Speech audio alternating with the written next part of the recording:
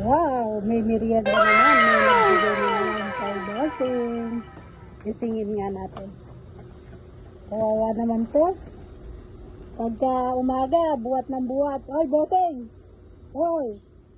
May nagbigay sa'yo ng merienda, oh.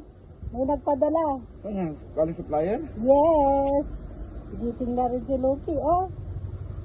Ano ba? Hindi niya sinabi ko ano?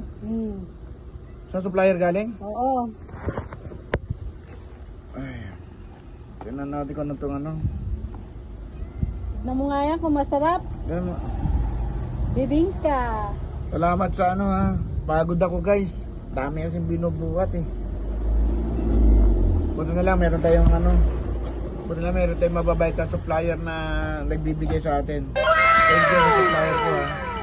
Thank you ha. Oh. Buksan mo nga.